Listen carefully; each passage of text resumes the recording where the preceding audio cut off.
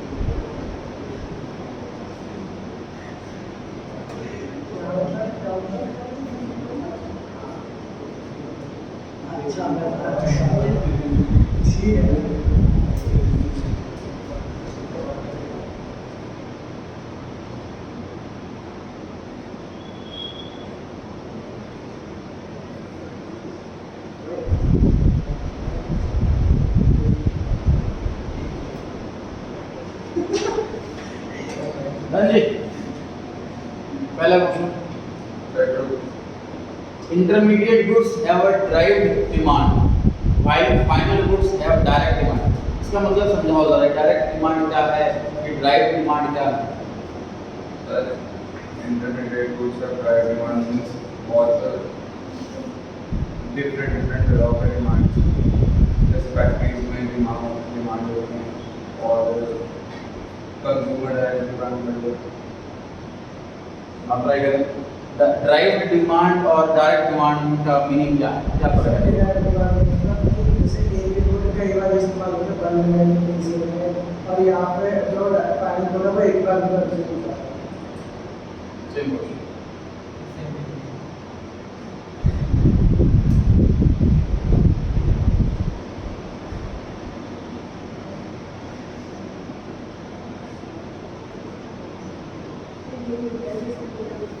वो सही होगा तो मैं आगे की पूछूंगा।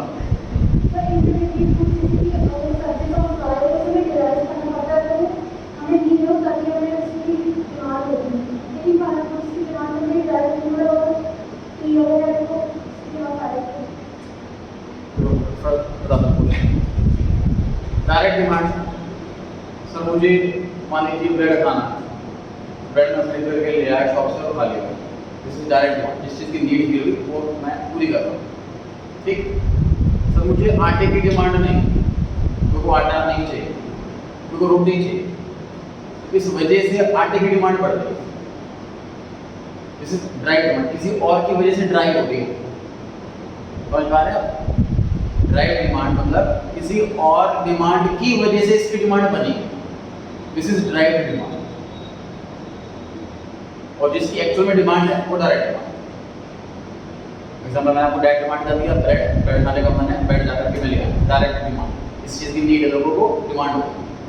ड्राइव डिमांड का मतलब आटे की मेरे को नीड नहीं, लेकिन मेरे को रोटी की नीड, इसलिए ऑटोमेटिकली मैं आटा खरीद के लाऊं, उस वजह से हुई है आटे की। समझ आ रही थी क्लियर हो रही है बात?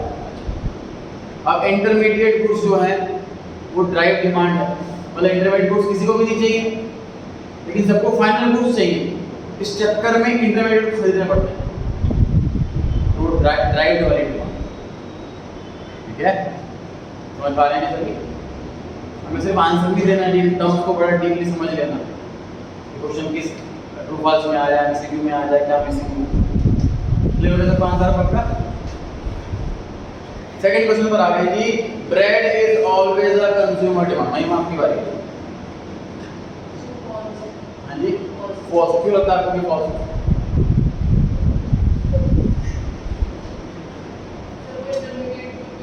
कैसे?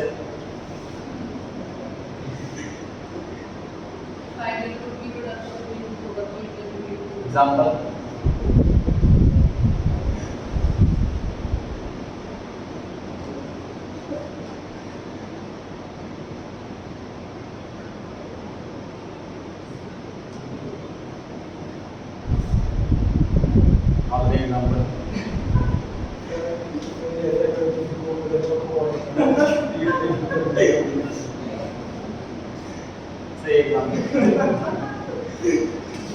ब्रेड अगर डायरेक्ट कंज्यूम करनी है तो डायरेक्ट डिमांड है वो फाइनल गुड्स है, लेकिन रेस्टोरेंट में उसको यूज़ किया जा सकता है, या सपोज केक बनाने में ब्रेड यूज़ हो सकती है, तो वहाँ इंटरमीडिएट गुड्स हो गया। ठीक है, मतलब जो गुड्स अपनी फॉर्म बदलना वो फाइनल गुड्स। तो आपने आंसर सही दिया था, बट एग्जाम्पल नहीं कर रहा था। आप खाकर आए पेट्रोल थोड़ा सा अपना बदल कर। चलिए थर्ड पर आ गए। Gross investment can be equal to net investment. Sir इन दोनों में जो डिफरेंस होता है वो डेप्रिसिएशन का डिफरेंस होता है। ग्रॉस और नेट क्या बराबर हो सकता है कि नहीं हो सकता?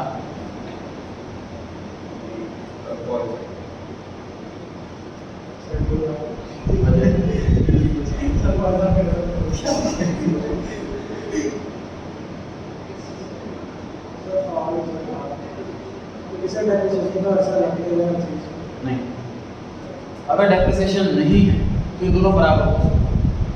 देखो अकाउंट्स इकोनॉमिक्स में थोड़ा सा गैप है, समझिए इस चीज को। अकाउंट्स में हम डेप्रिसिएशन लगाते थे irrespective of actual use. 10 lakh की मशीन है, 10 साल चलेगी, डिवाइड बाय 10, 1 लाख प्रोडक्शन आ रहा। अकाउंट में ऐसे करना, प्रोडक्शन हर साल 1 लाख रुपए लिखनी है। हो सकता है कोविड की वजह से काम 1 महीने हुआ पूरे साल में, तो प्रोडक्शन 1 लाख किया, उसका काम ज़्यादा था, हमने ओवर टाइम करवाया है, डबल शिफ्ट में काम, मशीन को डबल शिफ्ट में यूज़ करा, तो प्रोडक्शन 1 लाख किया। अकाउंट में ऐसे होता है। इकोनॉमिक्स में कॉस्टिंग में एक्चुअल यूज के बेस पर होता है। तो एक्चुअल यूज अगर कम हुआ नहीं हुआ प्रोडक्शन नहीं लगेगा। ठीक है, प्रोडक्शन अगर नहीं है तो ग्रॉस और नेट बराबर आ सकते। देयर कैन बी तो ट्रू है इसका answer. Next, market price is always more than factor cost. Cost क्यों है, क्या लगता है आपको कॉस्ट? सर मार्केट प्राइस कम कर सकते हैं, सीधी ज़्यादा नहीं है। मार्केट प्राइस कम भी हो सकता है, मार्केट प्राइस ज़्यादा भी हो सकता है। फैक्टर कॉस्ट कम कब होता है, ज़्यादा कब होता है? सर सब्सिडी ज़्यादा होती है, टैक्स कम। जब सब्सिडी ज़्यादा होती है तो मार्केट प्राइस कम हो जाता है फैक्टर कॉस्ट। एग्जाम्पल मैंने गैस सिलेंडर का दिया हुआ है, गैस सिलेंडर की कॉस्टिंग 800 रुपये और हमें 500 या 600 में मिलता था, कि सब्सिडी ज़्यादा है, मार्केट प्राइस कम है फैक्टर कॉस्ट से। अगर टैक्स ज़्यादा है तो वाइस वर्सा उल्टा हो जाएगा, मार्केट प्राइस ज़्यादा होगा फैक्टर कॉस्ट। उसमें लिखा हुआ है मार्केट प्राइस हमेशा ज़्यादा होगा तो गलत है, अगर सब्सिडी ज़्यादा होगी तो मार्केट प्राइस कम हो सकता है, इसलिए आंसर फॉल्स होगा। Next, a good can be intermediary good in one case and a final good in another case. मतलब एक ही आइटम कभी कभी उसी को इंटरमीडिएरी बोल देंगे, कभी कभी उसी को फाइनल बोल देंगे, ये सही है क्या? कैसे सही? वही एग्जाम्पल सेम है तो चलिए एग्जाम्पल है जी, कोई भी आइटम हम सर डायरेक्ट कंज्यूम कर रहे हैं, फाइनल गुड बन गया और उसको रीयूज कर रहे हैं किसी और चीज़ को बनाने के लिए। अगर डीजल हम डायरेक्ट सेल कर रहे हैं फाइनल गुड्स, डीजल को हम और रिफाइन करके पेट्रोल बनाने वाले हैं, intermediate goods. 6, the concept of normal resident applies to individuals only. False है क्यों?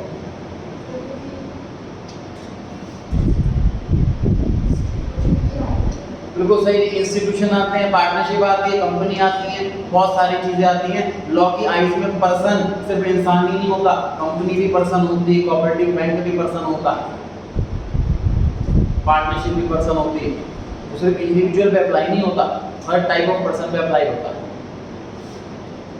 फॉल्स हो गया इसलिए। Next, in final goods no value is to be added. कोई वैल्यू ऐड नहीं होती फाइनल गुड्स। ट्रू है। तो फाइनल गुड्स का मतलब ये सर इसमें और कुछ बचना और कुछ करना बाकी नहीं रहा, तभी उसे फाइनल बोल रहे हैं। रेडी टू यूज है। जो इंटरमीडिएट गुड्स होते हैं उसमें वैल्यू ऐड होना बाकी होता है, इसलिए वो इंटरमीडिएट। फाइनल गुड्स में कोई वैल्यू ऐड नहीं होती, इसलिए ट्रू आंसर है इसका। Butter is only a final good. Example,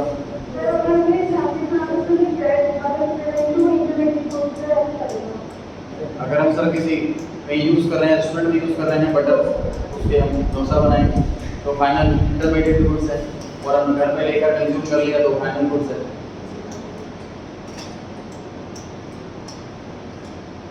9, end use of the goods categorise the goods as intermediate goods and final goods. Question ये कहना चाह रहा है कि कोई गुड्स इंटरमीडिएट है या फाइनल है। ये वो बन कैसे रहा है इस पे डिपेंड नहीं है, कॉस्ट ज़्यादा है कि कम है इस पे डिपेंड नहीं है, उसका यूज़ कैसा है, ultimate use at the end use कैसा है उस पे डिपेंड। तो ये बात सही है कि गलत?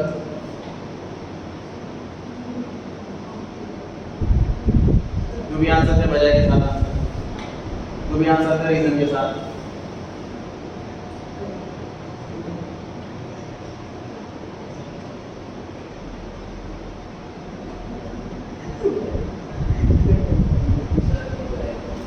ट्रू है, ये बिल्कुल सही है। यूज हम कहाँ कर रहे हैं इस पर डिपेंड है। अगर हम यूज कर रहे हैं फाइनल यूज करने के लिए तो फाइनल कोर्स हो जाता है, यूज कर रहे हैं आगे कोर्स बनाने के लिए तो इंटरमीडिएट भी हो जाता है। तो फाइनल यूज पर डिपेंड है, बिल्कुल सही लिखा है। ट्रू। 10th पर आ गई है, final goods include only those goods which are consumed by the house. True है कि फॉल्स? तो समझ गया बजाओ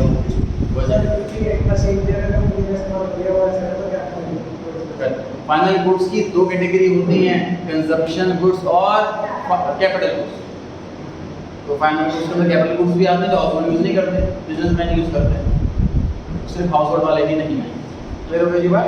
चलिए 11 से पढ़ना चालू करें सभी फटाफट से। 11 से 18 तक क्वेश्चन पढ़ेंगे, आंसर नोट पे लिख लें, कॉपी पे लिख लें। स्टार्ट करते हैं भाई।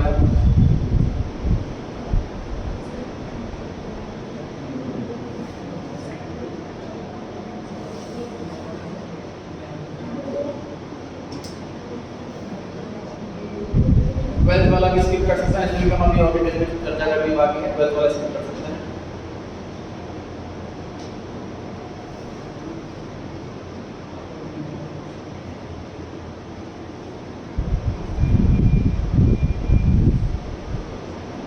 स्किप कर सकते हैं।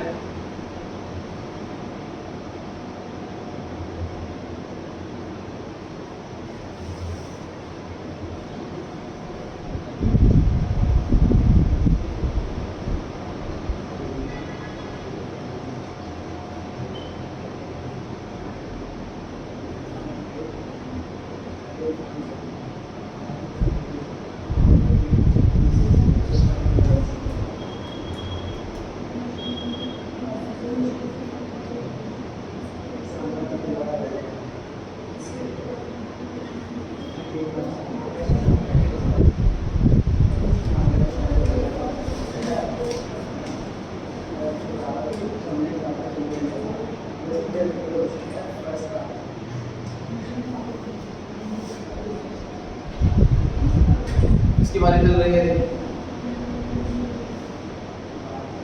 आपकी बारी, बताएं। ऑब्सोलेंस, ऑब्सोलेंस का मतलब क्या होता है? एग्जाम्पल है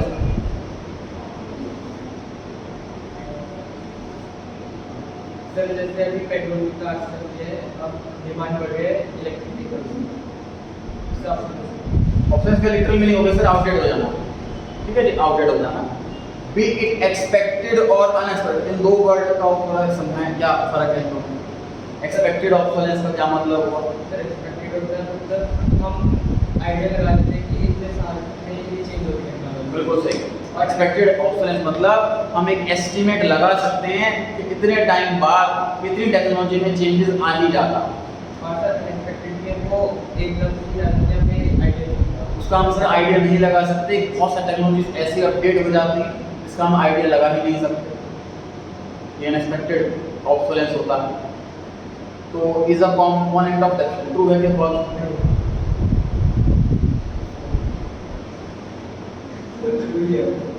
मैं गलत कह रहा हूँ?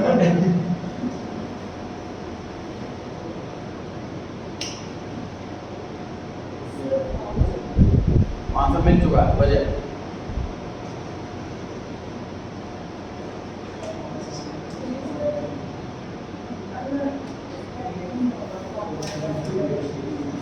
आउट करें।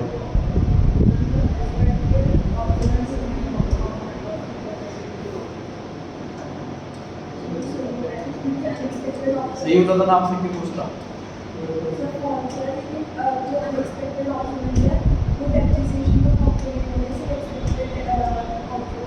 करेक्ट आंसर है जी, बिल्कुल। इन्होंने एक्सपेक्टेड वाला बोला था, एक्सपेक्टेड है से डिडक्शन का पार्ट नहीं है। मैंने सुना। देखिए डेप्रिसिएशन में सिर्फ एक्सपेक्टेड वाले लॉसेस ही आते हैं, तो डिडक्शन हम परचेज के ईयर में कैलकुलेट करते हैं, मतलब हम उसको प्रिडिक्ट कर रहे होते हैं डेप्रिसिएशन। प्रिडिक्शन में ऑब्वियसली एक्सपेक्टेड चीजें ही आ सकती हैं, प्रिडिक्शन में कभी अनएक्सपेक्टेड चीजें नहीं इंक्लूड हो सकती। तो डेप्रिसिएशन का जो कंपोनेंट होता है वो सिर्फ एक्सपेक्टेड वाला होता है, अनएक्सपेक्टेड वाला नहीं, इसलिए फॉल्स हो गया। क्लियर हो रही बात? वर्ड की रेलेवेंस है। आगे बढ़ते हैं, 12 स्किप करते हैं हमने, 13 पर आ गए। 13 माने आपकी बारी, मार्क्स कटा के थोड़ा लाउड बोलेंगे आपने। All purchases by a production unit from other production units are intermediate goods. ये दूसरी प्रोडक्शन यूनिट का मतलब क्या हुआ समझ नहीं आया। एक प्रोडक्शन यूनिट की मशीन बना रहे हैं और इस मशीन को मशीन की जरूरत है, ठीक, तो एक मशीन वाली प्रोडक्शन यूनिट को एक जो मशीन बना रही है और दूसरी को मशीन चाहिए, तो उसको उससे लीक हो सकती है मशीन। बिल्कुल सही एग्जांपल, बिल्कुल सही दिया आपने। आपकी ट्रू है के पास सही बताइए। फॉल्स है, वजह क्योंकि सर जैसे जो मशीन बना रहा है उसके लिए फाइनल होगा और जो मशीन खरीद उसके लिए इंटरमीडिएट होगा। उसके लिए भी फाइनल सर वो तो भी ऑपरेशन करेगा ना मशीन। फाइनल उसकी दो कैटेगरी होती है।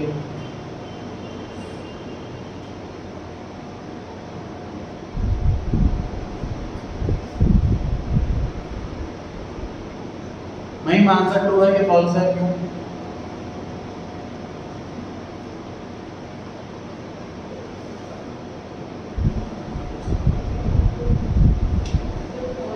क्यों?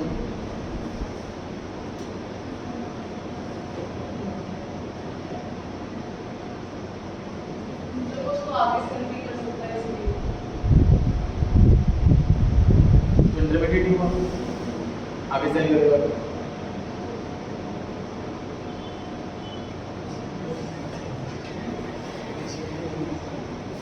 चलिए सही, मिस्टर ए है कि बिजनेसमैन, मिस्टर बी से इन्होंने रॉ मटेरियल खरीदा और मिस्टर सी से इन्होंने मशीनरी खरीदी।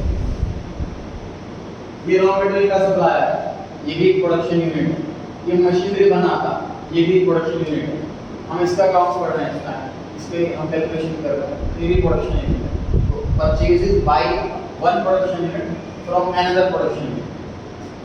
रॉ मटेरियल खरीद रहा है सही, इंटरमीडिएट गुड्स, मशीन खरीद रहा है फाइनल। क्वेश्चन क्या आ रहा है? ऑल परचेजेस आर इंटरमीडिएट, इसलिए all purchases by a production unit can be intermediate goods, can be final. Okay?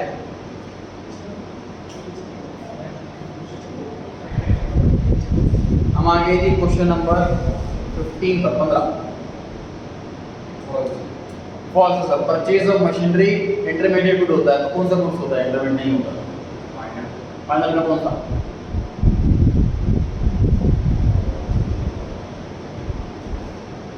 Capital goods. Final goods के अंदर कैपिटल गुड्स होता है, इंटरमीडिएट गुड नहीं होता है, इसीलिए फॉल्स। 16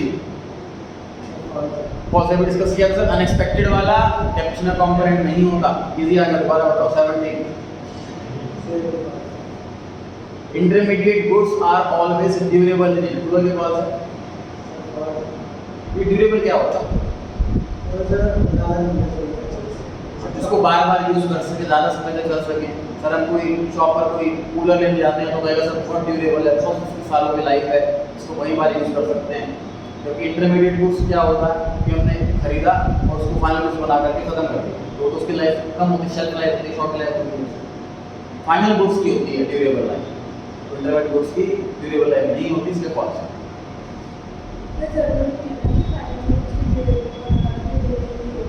जरूरी नहीं है फाइनल गुड्स की ड्यूरेबल हो भी सकते, नहीं हो सकते। फाइनल गुड्स के अंदर दो कैटेगरी है, कैपिटल गुड्स की ड्यूरेबल रहेगी, कंजम्पशन गुड्स की ड्यूरेबल नहीं रहेगी। आगे 18 point, consumption of fixed capital, इसका मीनिंग बता दिया, ब्रैकेट में depreciation has nothing to do with the flux of time. False है सर, टाइम अगर पुराना होता जाता है, चीज़ पुरानी होती जाएगी तो उस पर डिफरेंस लगेगा। तो ऐसा कुछ नहीं कि टाइम से मतलब नहीं, यूज से ही मतलब। कोई कार है खरीद करके आपने खड़ी कर दी, यूज नहीं कर रहे, तो भी उसकी मार्केट वैल्यू डाउन होती है। तो टाइम से मतलब नहीं है, ऐसा कुछ नहीं।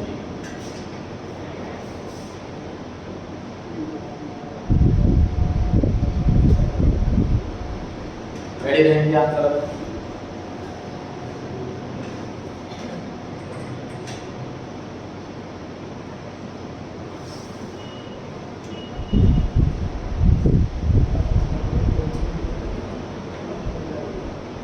कॉलम 1 में 4 आइटम है, कॉलम 2 में 4 आइटम है। हो सकता है कोई एक मैच कर रही, हो सकता है 2 मैच कर रहे, हो सकता है 3 मैच कर रहे, हो सकता है 4 मैच कर रहे, डिपेंड करता है। आपको स्टडी करना है तो आंसर देना पड़ेगा।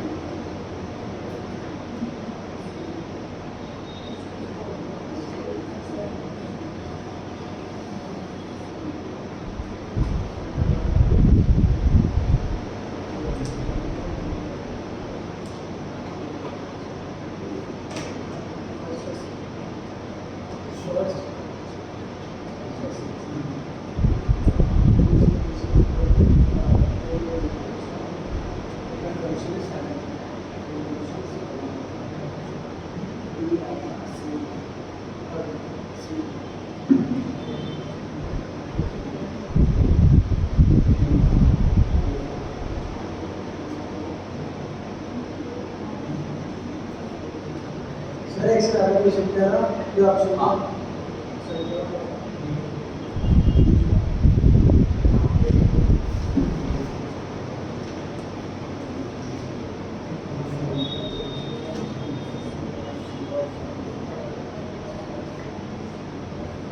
तैयार हैं जी आप लोग? इसके बाद चल रही एग्जाम्पल नहीं देंगे आप, आंसर देंगे कैसे करें? हाँ जी, तो ए पॉइंट पर आते हैं। पहले ए में लिखा हुआ है फाइनल गुड्स। क्या लगता है आपको इन चारों में से कोई आंसर है इसका? कौन सा आंसर है? हाँ जी, goods for resale, used for resale, मतलब ए वाले में 1 आंसर।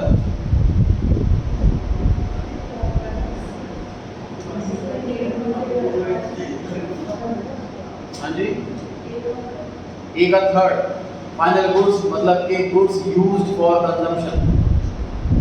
सही है। कोई और भी आंसर है क्या ए का?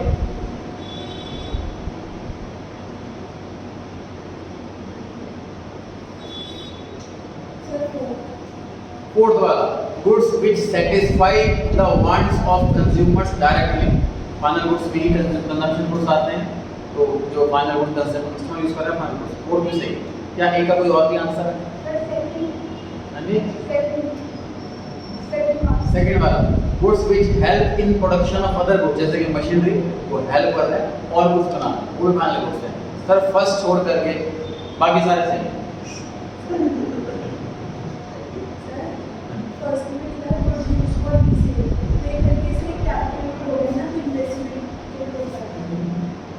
इंटरमीडिएट गुड्स हम खरीदते हैं बेचने के लिए, हम मशीनरी ना रीसेल करने के लिए नहीं खरीदते।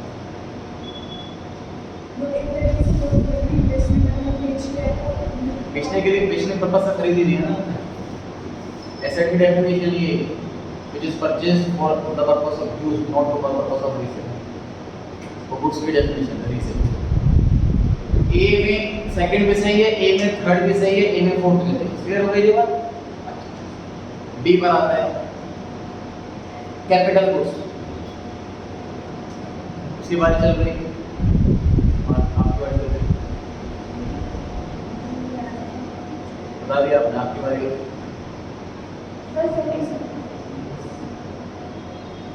बी में कैपिटल गुड्स में second which help in the production of other goods, सही है, जैसे कि मशीनरी और गुड्स बनाने में हेल्प करेगा। महिमा बी में क्या और भी कोई आंसर है?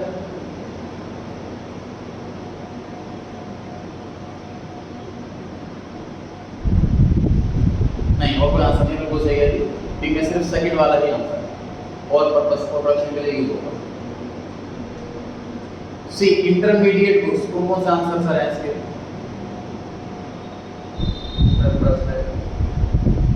गुड्स यूज करते हैं रीसेल के लिए, तो फर्स्ट वाला आंसर है, बिल्कुल सही है।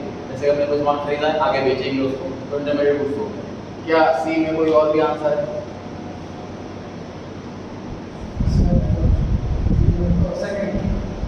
सेकंड तो फाइनल में सर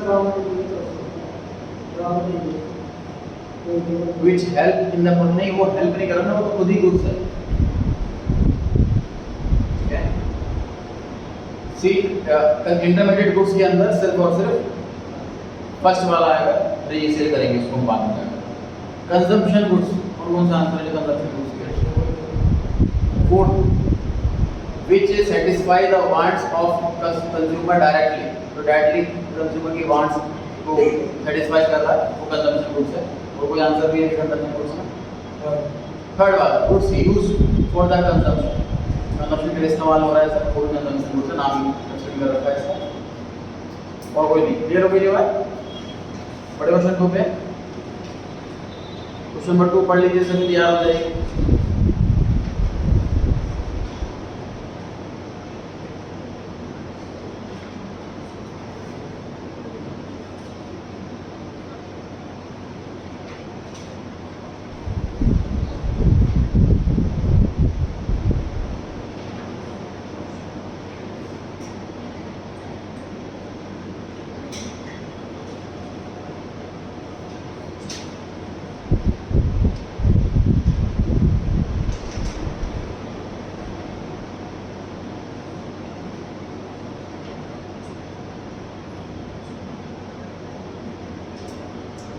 पूर्व आपकी बारी है। नेट इनडायरेक्ट टैक्स, इसका फॉर्मूला होता है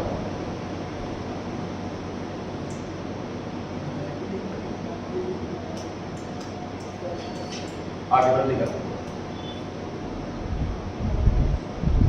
नेट इनडायरेक्ट टैक्स का फॉर्मूला होता है मान्य, करेक्ट है। इनडायरेक्ट टैक्स का फॉर्मूला होता है इनडायरेक्ट टैक्स माइनस सब्सिडी। ये कहीं पर भी ऑप्शन में नहीं है, इसलिए ए का कोई भी मैचिंग नहीं। बी पे आते हैं sir, factor income.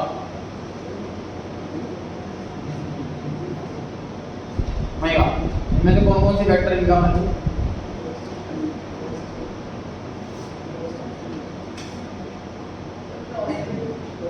Profit. Factor income कितनी होती है? 4 होते हैं। कौन कौन सी?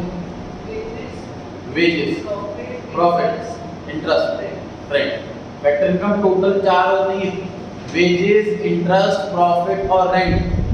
तो 4 में से प्रॉफिट हमें आंसर दिख रहा है, तो बी का जो मैच हो रहा है वो थर्ड पॉइंट से मैच हो रहा है। ट्रांसफर इनकम कौन सी होती है? Example B. One side transaction होती है सर, रिटर्न में कुछ नहीं आता, उसे ट्रांसफर इनकम कहते हैं। एग्जांपल टैक्स, स्कॉलरशिप, पेंशन, बिल्कुल सही। तो स्कॉलरशिप जो है वो ट्रांसफर इनकम है, तो सी का मैच है सेकंड कॉलम से बैठ रहा है। ट्रांसफर इनकम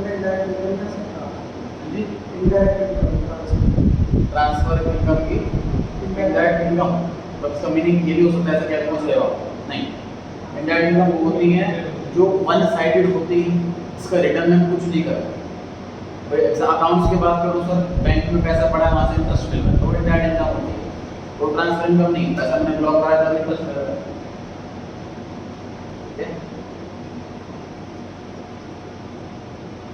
डेप्रिसिएशन, फोर्थ वाला sir consumption of capital. Capital fixed capital हमारी कम हो रही है, तो डेप्रिसिएशन लगा है, इसी को बोलते हैं, इसी का दूसरा नाम सही। थर्ड पढ़ लीजिए सर,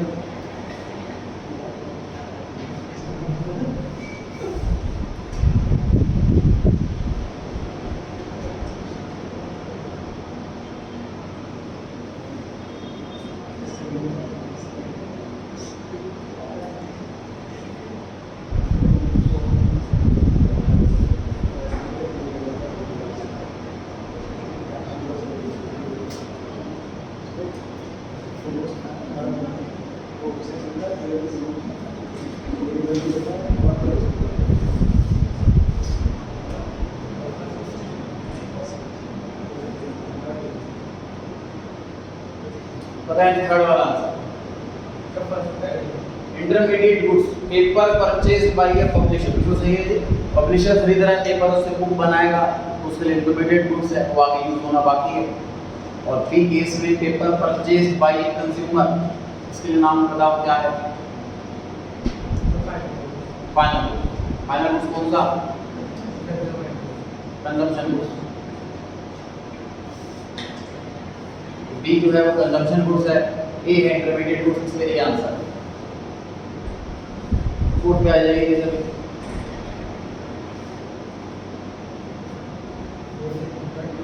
हाँ जी। सेकंड में ए और बी दोनों कैपिटल गुड्स जो होते हैं वो प्रोड्यूसर खरीदेगा और ड्यूरेबल है, मतलब बार बार यूज करेंगे उसको, लॉन्ग लाइफ होती है। कैपिटल गुड्स दोनों। कंजम्पशन गुड्स इसमें फाइनल कंज्यूम हो गया, उसे कंजम्पशन गुड्स कहते हैं। और कंजम्पशन गुड्स जो डायरेक्ट जैसे हाउस होल्ड यूज कर रहा है, परचेज कर रहा है, तो फर्स्ट में ए हो सकता है कि नहीं हो सकता? आपको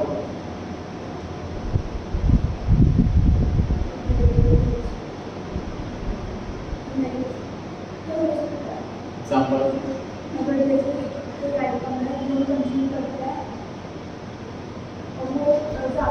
एग्जांपल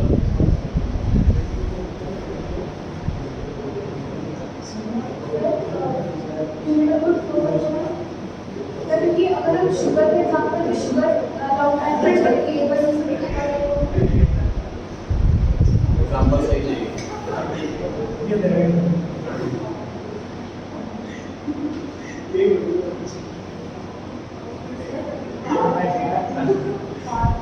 कार। सर कार अगर किसी ने यूज करने के लिए खरीदी, बिजनेस यूज के लिए नहीं, तो कंजम्पशन गुड्स है कि नहीं है? कंजम्पशन गुड्स है। ड्यूरेबल है कि नहीं? ड्यूरेबल है। घर पर फ्रिज खरीदा हमने अपने घर के लिए, पर्सनल यूज के लिए, कंजम्पशन गुड्स है, ड्यूरेबल है। तो ए भी सही है, बी वाला भी सही है, ये मैं दोनों।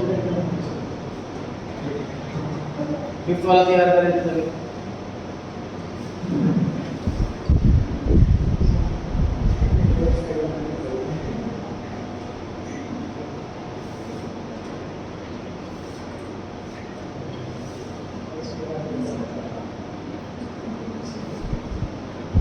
इस बार आप फ्री हैं, कोई भी आंसर दे सकते हैं अपने बारे में, सीक्वेंस से ध्यान जरूरी नहीं। जो आपको आसान लग रहा हो वो आप जरूर।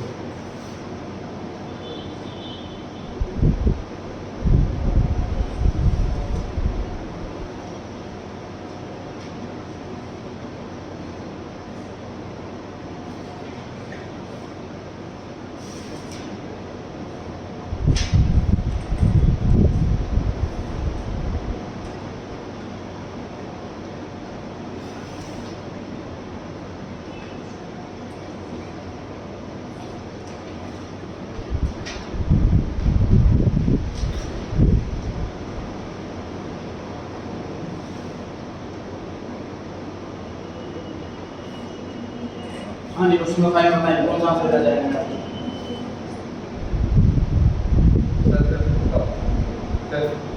फिफ्थ ट्रांसफर इनकम, इसमें सी ऑप्शन स्कॉलरशिप। ठीक है, ट्रांसफर इनकम जो होती है वन साइड इनकम होती है, मिडिल में कुछ नहीं होता है, तो इसका एग्जांपल होता है स्कॉलरशिप। फिफ्थ वाले ट्रांसफर इनकम में सी आंसर बिल्कुल सही है। आप है सिक्स्थ फाइनल गुड्स, ए और ई। फाइनल गुड्स की सर दो कैटेगरी होती है, कंजम्पशन गुड्स और कैपिटल गुड्स। ए ऑप्शन जो है वो गलत है, ई ऑप्शन सही है। मशीनरी परचेज बाय आप फर्स्ट का B factor income received by factors of production. Factors of production labour money ये सब होते हैं, इनसे जो पैसा मिलता है वही फैक्टर इनकम होता है, बिल्कुल सही है। आप बताइए फोर्थ का F indirect tax GST is an example of indirect tax, बिल्कुल सही है। आप ट्राई करें थर्ड का A depreciation consumption of fix capital, depreciation का ही दूसरा नाम बिल्कुल सही है। आप ट्राई करें।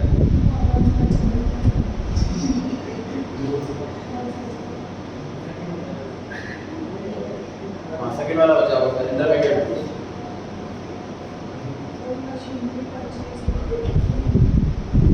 गलत। Second intermediate course.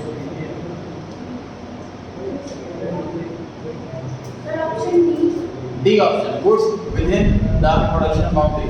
इसमें जो हम गुड्स खरीद रहे हैं प्रोडक्शन करने के लिए वो इंटरमीडिएट गुड्स होगा।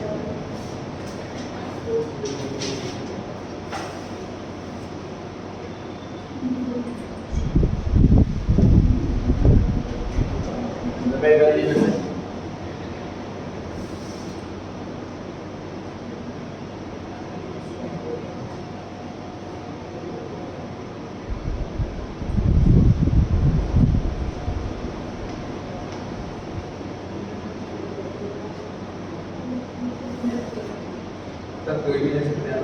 हाँ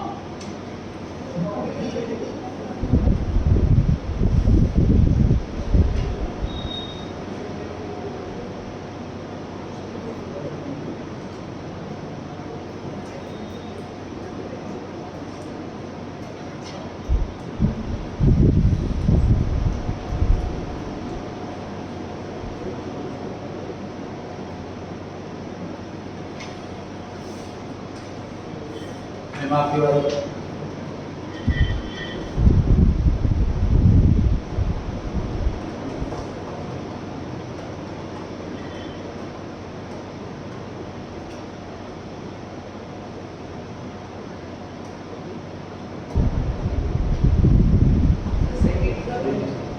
सेकंड का 50 point net factor income from abroad, मतलब नेशनल इनकम में ज़्यादा डिटेल में सीखेंगे। नेशनल इनकम डोमेस्टिक इनकम में डिफरेंस यही होता है net factor income from abroad. इसको नहीं समझ में टॉपिक है मतलब सही है। थर्ड में बी ग्रॉस इन्वेस्टमेंट बराबर net investment plus depreciation. Formula में यही होता है नेट का फॉर्मूला होता है ग्रॉस माइनस डेप। डेप को अपोजिट साइड लेंगे तो प्लस का मिल जाएगा। सही है। थर्ड का बी और बिल्कुल सही है। नेक्स्ट वही तो होंगे सेकंड और थर्ड। फिफ्थ का ए फिफ्थ का डी सब्सिडीज इकोनॉमिक असिस्टेंस है, आर्थिक सहायता है। सबसे मुझे क्या है तो सही है। नेक्स्ट फोर्थ का C capital goods semi durable goods. आप ट्राई कर रहे हो सही है गलत है।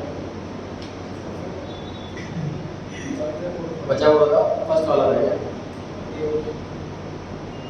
कंजम्पशन गुड्स प्रोडक्शन कैपेसिटी में कैसे हेल्प करता है? कंजम्पशन गुड एग्जांपल बैठो बड़ा कंजम्पशन गुड्स है वो कैसे हेल्प करेगा प्रोडक्शन कैपेसिटी में बताओ।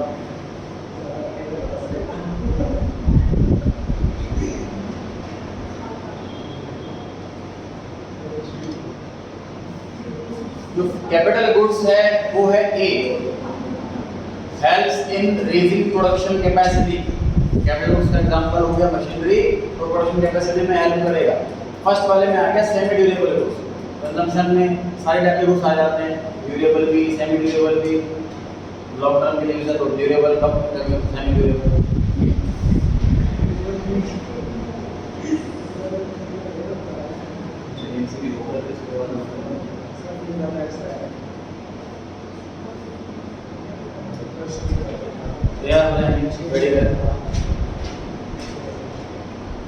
क्वेश्चन पढ़ लेंगे आंसर खोज लें आंसर।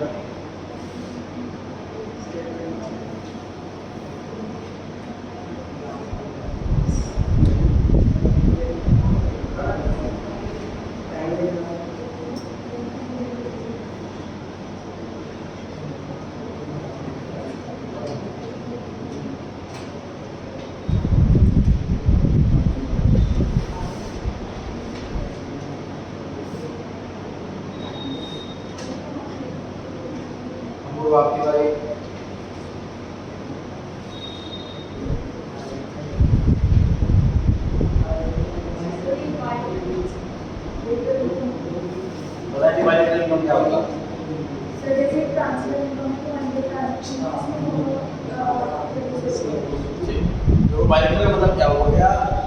तो unilateral now, unilateral single side है।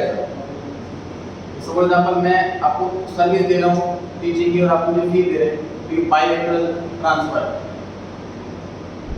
ठीक। और सपोज मैं किसी को फ्री क्लासेस दे रहा हूँ तो वो यूनिलैटरल ट्रांसफर। तो यूनिलैटरल में सिंगल साइड हो गया, बायलैटरल में दोनों साइड हो गया। फैक्टर इनकम जो होती है वो 4 होती हैं, रेंट, इंटरेस्ट, प्रॉफिट और वेजेस। ये बताइए यूनिलैटरल होती है कि बायलैटरल होती है? बायलैटरल होती है। हर एक के रिटर्न में कुछ ना कुछ है।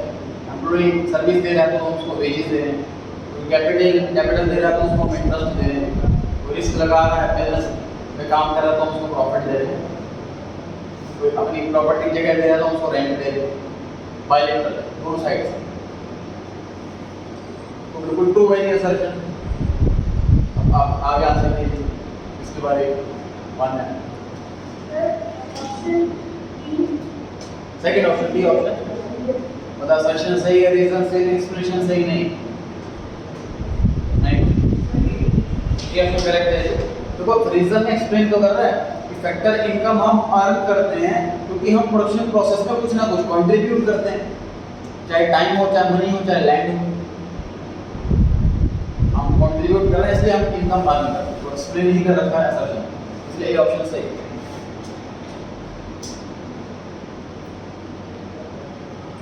सेकंड पढ़ लेंगे sir.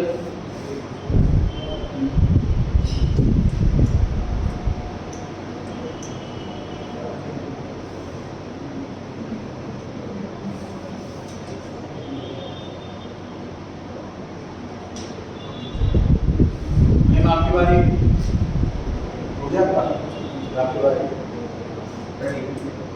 D option assertion false, हमने पढ़ा था कि अभी इंटरमीडिएट गुड्स की डायरेक्ट डिमांड नहीं होती, कौन सी वाली डिमांड होती है? राइट डिमांड होती है। डायरेक्ट डिमांड नहीं होती, राइट डिमांड होती है।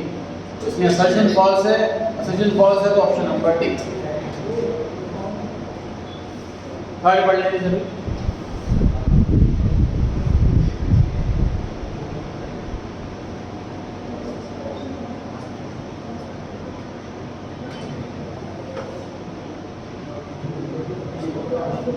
नेशनल इनकम वाला स्किप कर सकते हैं, जरा ये डिस्कस करेंगे इसको। बोर्ड पर आ जाइए, बोर्ड पर आ जाइए।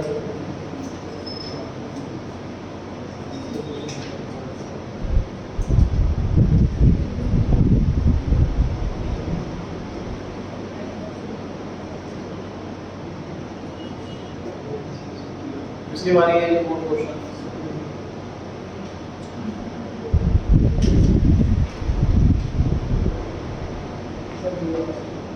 बी ऑप्शन असर्शन सही है, रीजन से, एक्सप्लेनेशन सही नहीं। एक्सप्लेन करें सर। सर इसमें पहले बताते हैं ट्रांसफर पेमेंट है और सरकार की कंट्रोल कैसे करता है।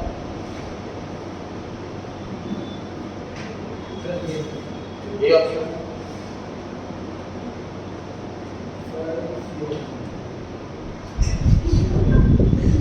सी ऑप्शन कैसे?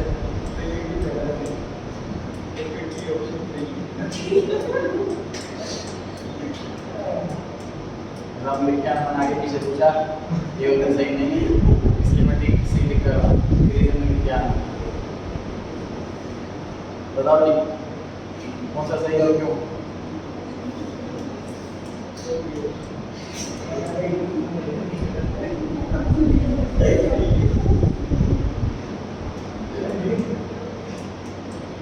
कौन सा सही है और क्यों?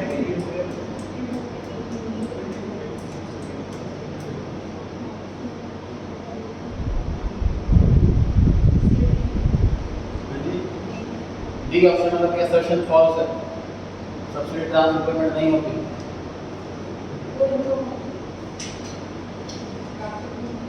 नहीं, इनकम तो एक पर्टिकुलर सब्सिडी जिसको मिल रही है उसके लिए इनकम है, तो सब्सिडी दे रहा है उसका एक्सपेंस है। हम फिर सब्सिडी बोले तो पेमेंट बड़े इस्तेमाल करेंगे सब्सिडी की पेमेंट। करेक्ट है sir, C option assertion true है, रीजन फॉल्स है। रीजन फॉल्स इसलिए है सर कि सब्सिडी तो हम फ्री में चीज़ें दे रहे हैं, अगर फ्री में चीज़ें देंगे तो उससे हमारा गुड्स और सर्विसेज का फ्लो कोई कंट्रीब्यूट नहीं, कोई बढ़ेगा नहीं।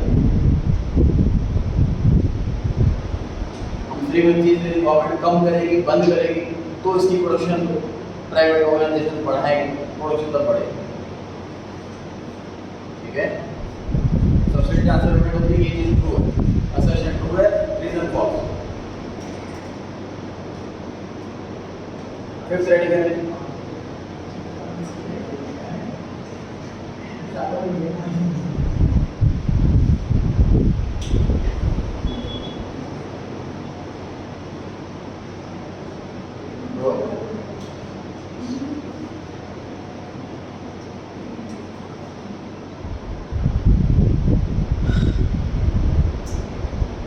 आपके बारे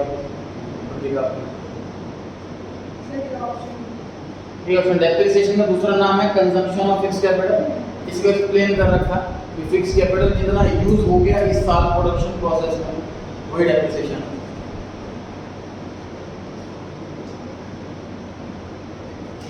रीड करें सभी।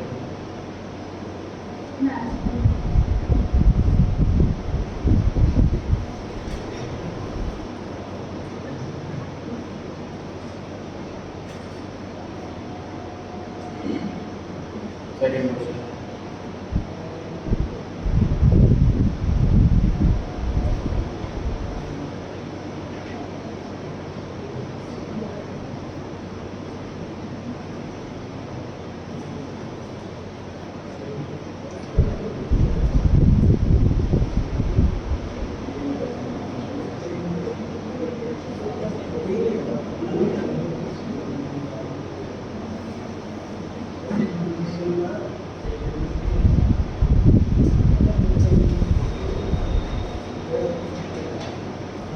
माने आपकी बारी।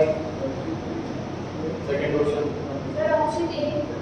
ये ऑप्शन ए सही है सर।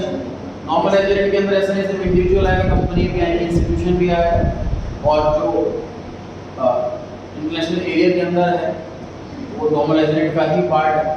जितने ऑर्गेनाइजेशन में पढ़ा था, डिस्कस किया था पहले, जो भी ऑर्गेनाइजेशंस हैं उसी एरिया के अंदर वो नॉर्मल एजेंट ही कहलाएंगे। थर्ड महिमा, बाकी सभी पढ़ लो।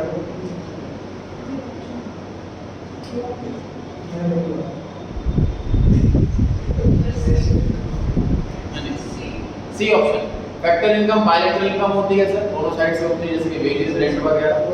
और स्टेटमेंट नंबर 2 में लिखा हुआ है फैक्टर इनकम बिना कोई सर्विस दिए मिल जाता है, कोई सर्विस देनी पड़ती है तभी पैसा मिलता। स्टेटमेंट 2 जो है वो फॉल्स है, इसलिए सी ऑप्शन आंसर है।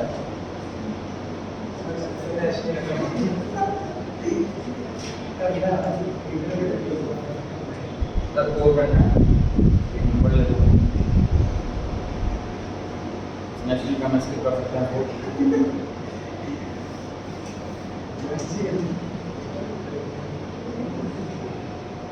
फिफ्थ वाला ट्राई करें।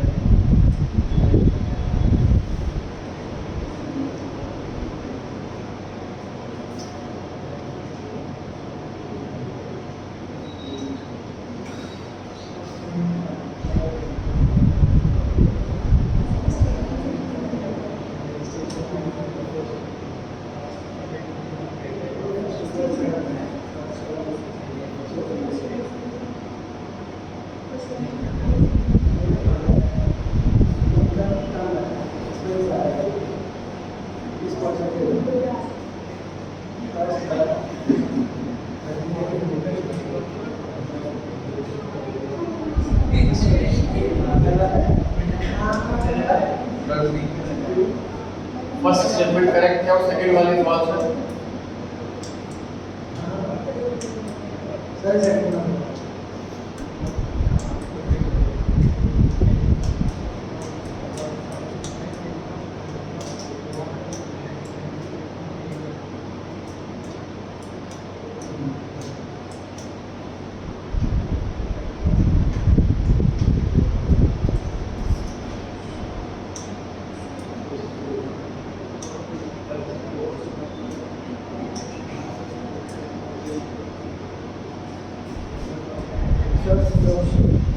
सी ऑप्शन, दोनों स्टेटमेंट फॉल्स है।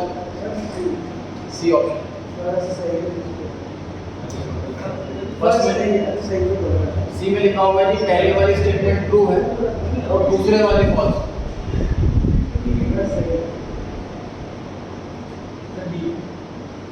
बी ऑप्शन में लिखा हुआ है ये दोनों स्टेटमेंट फॉल्स है, पढ़ेंगे ध्यान से। स्टेटमेंट 1 में लिखा हुआ है net factor income positive. Income positive कब होती है सर? जब पैसा ज़्यादा आए और कम जाए। एक्सप्लेनेशन में लिखा हुआ है income earn is less than income paid. Earning कम है, पेमेंट ज़्यादा। पॉजिटिव कैसे होगी इनकम? नेगेटिव होगी। पहली स्टेटमेंट फॉल्स होगी। Second part net factor income from abroad is negative in a closed economy as such economy does not deal with the rest of the world। Closed होने का मतलब जो other country से deal नहीं करती वो closed economy होती है। कुछ कंट्रियां ऐसा ही हैं तो ये स्ट्रेटजी लेके चलती है कि और कंट्री से हमें डील नहीं करनी, मतलब ना इंपोर्ट करते हैं हम लोग ना एक्सपोर्ट करते हैं हम लोग, तो कंट्री में बनाती है वही यूज़ करते हैं, वो होती है क्लोज्ड इकोनॉमी। तो वहाँ पर अब्रॉड से इनकम नेगेटिव होगी क्या? और नेगेटिव होगी नहीं होगी ना बस। इनकम नेगेटिव का मतलब क्या है कि पेमेंट ज़्यादा तो रिसीट कम। जब हम डील ही नहीं कर रहे तो नेगेटिव कैसे होगा? सेकंड स्टेटमेंट भी फॉल्स है, both are false, B option. आया।